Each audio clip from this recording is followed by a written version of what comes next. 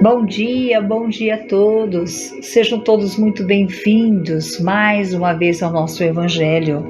Já estamos no mês de dezembro de 2023, mês esse que começamos a refletir tudo que vivemos, tudo que realizamos, tudo aquilo que foi projetado em nossas vidas, que fomos atraídos, que deixamos para trás, não importa.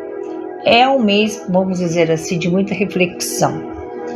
E eu, Ana Cristina, da Casa dos Tarefeiros da Última Hora, casa essa de cura e de conscientização, venho lhe convidar para que possamos fazermos juntos a última lei que consta no Livro dos Espíritos, no livro 3º, que nos fala sobre a perfeição moral.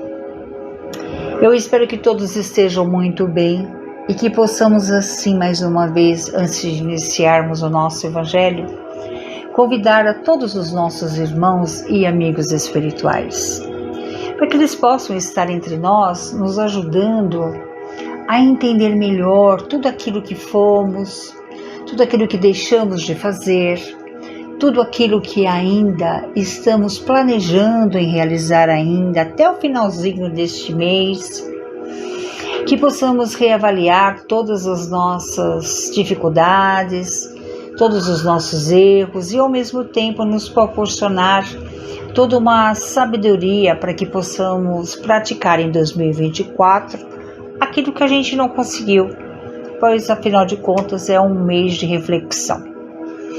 Que eles possam vir adentrando em nossa casa, em nosso lar, já para colocar tudo aqueles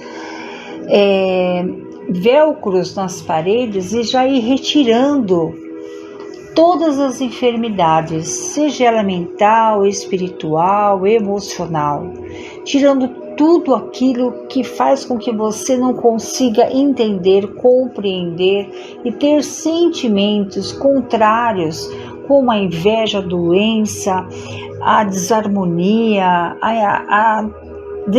sabe, aquela sensação infinita de estar assim, desprovida de todo e qualquer conceito, e que no lugar de tudo isso possa ser projetado todo aquele amor imenso, aquela calmaria que vai adentrando e vai dando para nós uma sensação de calma, de leveza, e uma atmosfera vai nos abraçando, nos mostrando que jamais estaremos sozinhos. E assim, vamos dando por aberto mais este Evangelho no dia de hoje. Vou iniciar com vocês já na pergunta 918, que é um pouquinho mais para frente desse nosso tema, que diz assim: por que indícios se pode reconhecer em um homem o progresso real que lhe elevará o espírito na hierarquia espírita? O espírito prova a sua elevação quando todos os atos de sua vida corporal representam a prática da lei de Deus e quando antecipadamente compreende a vida espiritual. Quanto melhor o homem em bondade, quanto mais virtuoso, com maior capacidade de reconhecer e respeitar a existência e as necessidades dos outros, de saber que está muita existência para aprimorar-se espiritualmente, assim como tanto mais próximo está de um estado de sanidade plena. O desenvolvimento das virtudes caminha junto com a aquisição de saúde integral. Os estados duradouros no campo físico, afetivo, são o resultado de uma persistente e continuado caminhar em direção a si mesmo. O crescimento espiritual dá-se a partir desta melhora interior, na qual o indivíduo aceita a sua encarnação como uma dádiva de oportunidades entre momentos tristes e felizes, traçando uma trajetória segura para dias mais plenos de paz. Seremos nós, indivíduos tipicamente humanos, oriundos de uma formação orgânica constituída essencialmente de matéria? nascemos no mundo sem uma história breve de individualidade. Vivemos em torno, em média, 75 anos. Isso se tivermos sorte de gozar de boa saúde. Sobrevivemos em um período absurdamente curto em comparação à idade da humanidade e partimos sem deixar rastro para quem não podemos existir. Assim pensa um indivíduo materialista, aquele que não cogita em qualquer possibilidade de vida além da matéria. Na ótica espírita, nossa vida não deve ser composta apenas dos interesses imediatos da vida material, mas também de uma permanente busca de vida espiritual, pois nós somos seres humanos que eventualmente temos experiências espirituais, mas seres espirituais tendo uma experiência no plano da matéria como vistas a nossa evolução maior. Os grandes resultados da nossa vida não surgem de improviso e dificilmente alguma coisa de valor, se afetiva dentro de nós, se forma rápida e instantânea. Nossas verdadeiras aquisições são o resultado da abnegação e disciplina quando aos objetivos que buscamos, e não é senão no discurso do tempo que consolidamos conquistas. Um grande engano nos nossos dias é estarmos nos acostumando com a ideia de que devemos viver correndo, o pensamento de que não podemos perder tempo. Outro engano é que não precisamos mais fazer força para atingir objetivos. A tecnologia está nos proporcionando conforto, o que é muito bom.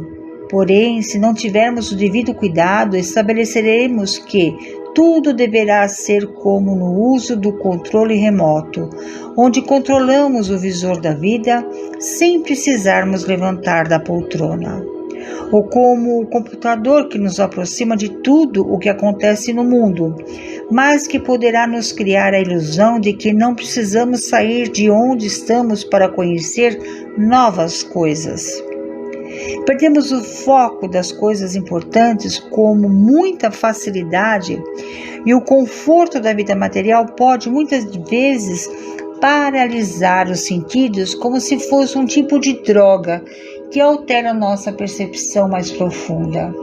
Não é à toa que diante da facilidade em demasia encontraremos pessoas acomodadas e vazias. Se por um lado não é pecado gostar de coisas boas e termos facilidade, por outro é preciso estar atento para não ficarmos paralisados.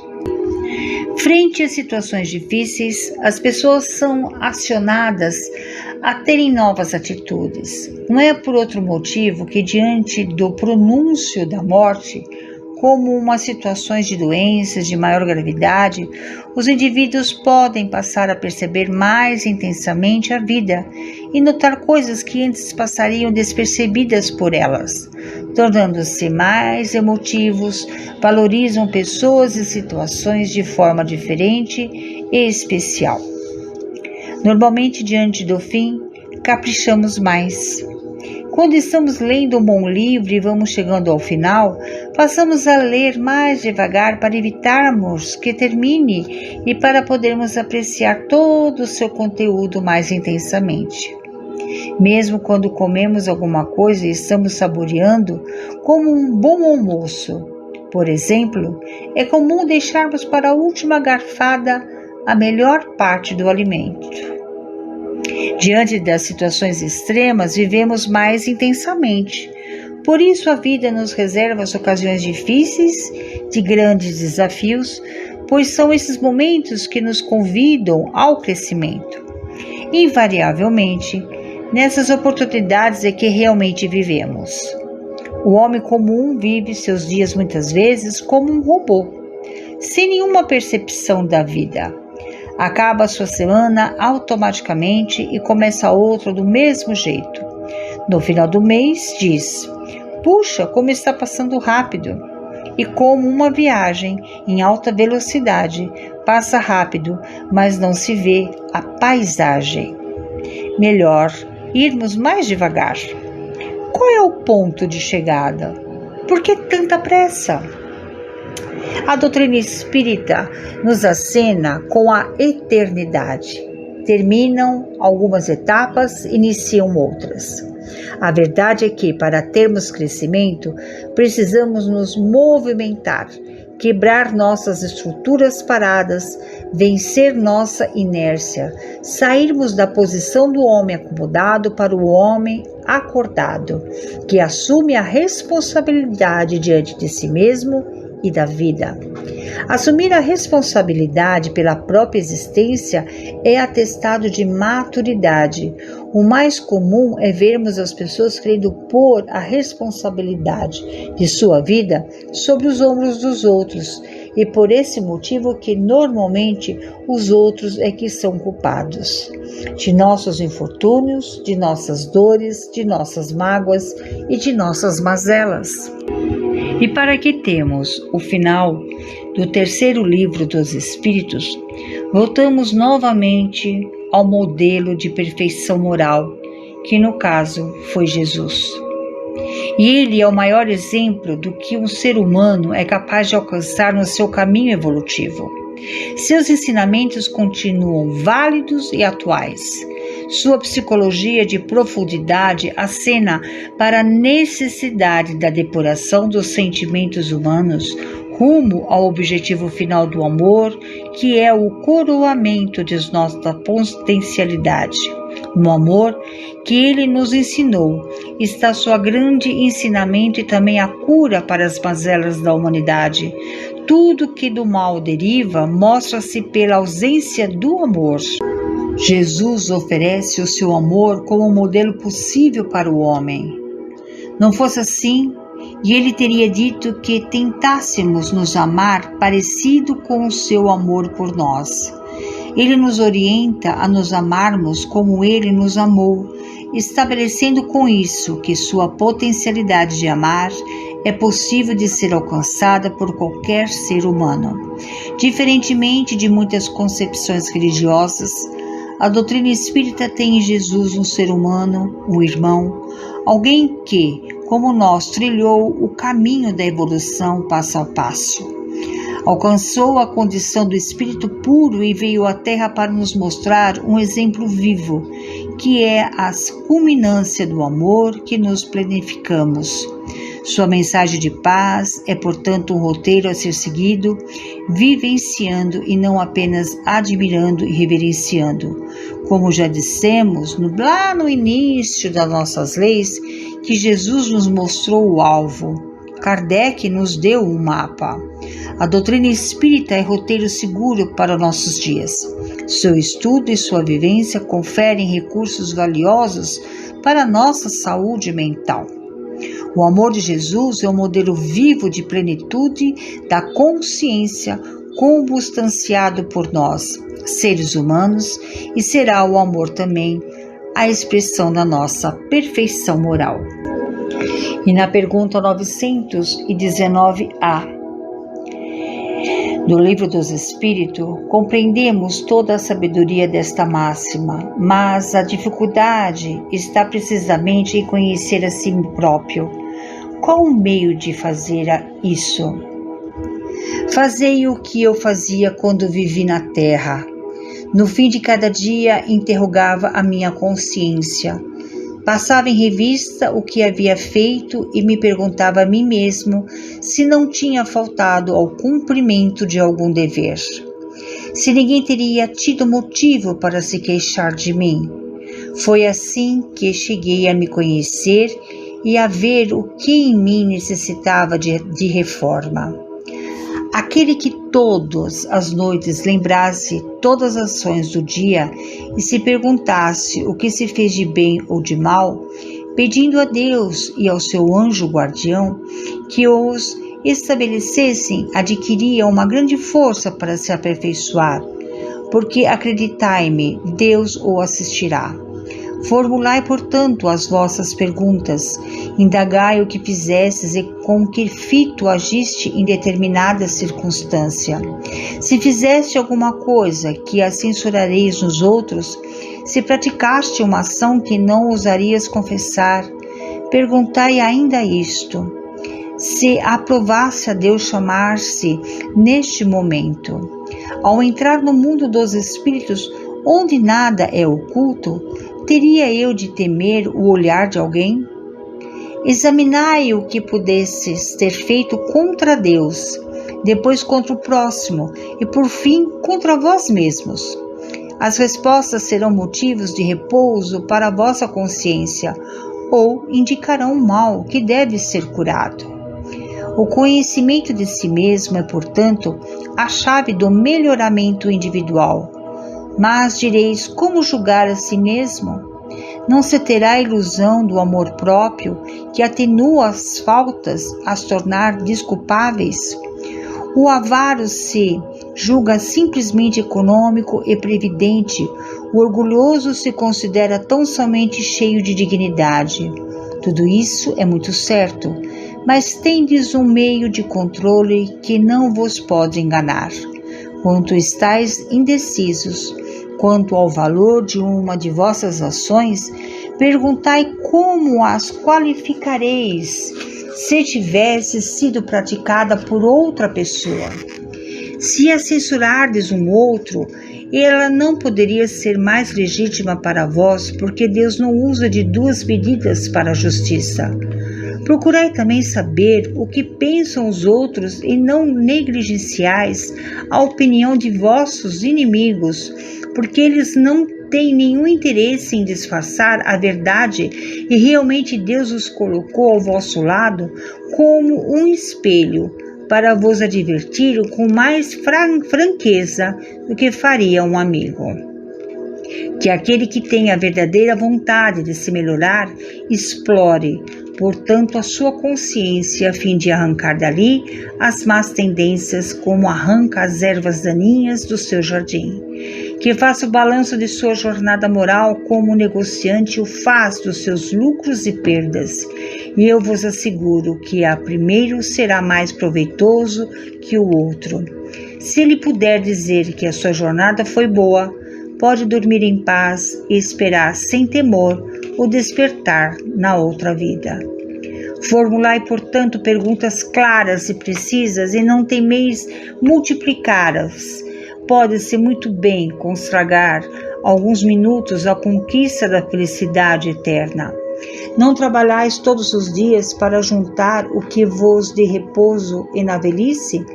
Esse repouso não é o objetivo de todos os vossos desejos, o alvo que vos permite sofrer as fadigas e as privações passageiras? Pois bem, o que é esse repouso de alguns dias perturbado pelas enfermidades do corpo ao lado daquilo que aguarda o homem de bem? Isto não vale a pena de alguns esforços? Sei que muitos dizem que o presente é positivo e o futuro incerto. Ora, aí está precisamente o pensamento que fomos encarregados de destruir em vossas mentes, pois desejamos fazer-vos compreender este futuro de maneira a que nenhuma dúvida possa restar em vossa alma.